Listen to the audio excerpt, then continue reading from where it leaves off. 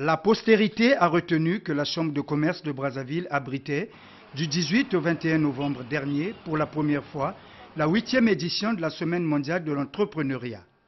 L'initiative porte l'estampille de la société de communication Africontact, avec comme partenaires MTN, Office, NCA et BCH, sous le parrainage de la Chambre de commerce de Brazzaville. Je me réjouis de l'implication de notre institution dans l'organisation et le parrainage de ce prestigieux événement qui, depuis son lancement aux États-Unis d'Amérique en 2008 par la Fondation Kaufman, est devenu le plus grand rassemblement du monde des affaires initié par les entrepreneurs eux-mêmes. Le choix de ce lieu, qu'est la Chambre consulaire de Brazzaville, est un hommage à notre engagement dans le combat permanent pour l'émergence d'un patronat congolais dynamique, fort, créateur de richesses et porteur de la croissance inclusive que les plus hautes autorités de ce pays appellent de tous leurs vœux. Experts, jeunes porteurs de projets, entrepreneurs et autres acteurs économiques pendant 4 jours ont caressé le rêve d'un meilleur cadre des affaires au Congo.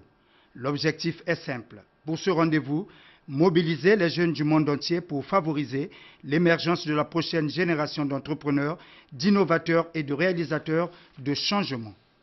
La moisson a été fructueuse comme cela ressort de cette synthèse des travaux. De nombreuses actions vigoureuses restent à engager par les pouvoirs publics afin de faire du secteur privé congolais le véritable moteur de la croissance économique inclusive. Un total de 5 panels animés par des experts et des spécialistes des différents domaines liés à l'entrepreneuriat ont permis des échanges interactifs, instructifs et fructueux. Le panel traitant du rôle de l'État dans la promotion de l'entrepreneuriat a mis en exergue les efforts du gouvernement en vue de l'amélioration du climat des affaires, du développement des infrastructures et de l'amélioration de l'accès au crédit des entreprises locales. À travers le panel 3, les échanges ont porté sur les grandes contraintes et les grands défis à la création d'entreprises. Les échanges du panel 5 ont permis aux responsables des établissements bancaires, d'assurance, de présenter les opportunités de crédit et les dispositifs d'assurance, ainsi que les conditions d'accessibilité. Il ressort cependant que les PME locales et les créateurs d'entreprises accèdent difficilement à ces offres. Les PME sont confrontés à des faiblesses de plusieurs ordres. Faiblesse technique, faiblesse managériale et l'inexistence de garanties. À l'issue de ces travaux, les participants se sont engagés à pérenniser la célébration de la Semaine mondiale de l'entreprise au Congo. Tous les acteurs impliqués dans l'organisation de cette grand-messe ont été honorés. Quelques-uns ont dit leur satisfecit. La Semaine mondiale de l'entrepreneuriat, c'est une très belle initiative à pérenniser dans le temps.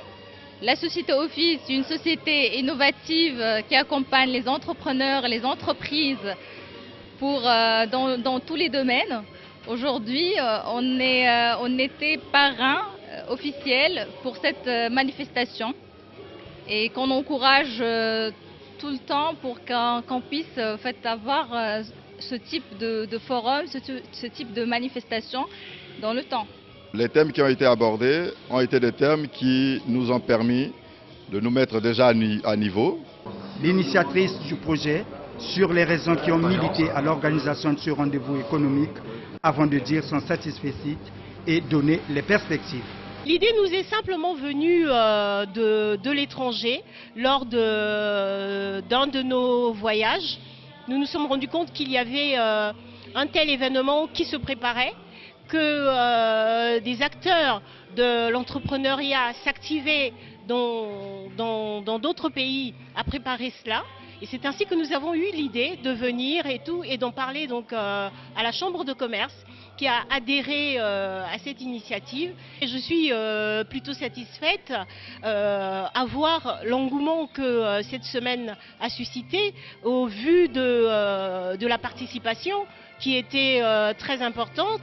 Les participants ont demandé que l'initiative continue parce que ils ont beaucoup aimé donc cet espace qui s'est créé, un espace pour eux pendant lequel ils ont pu dire quels étaient leurs problèmes et tout. Ça les a sortis de leur isolement. Ils ont rencontré des gens comme eux qui traversent des moments parfois très difficiles.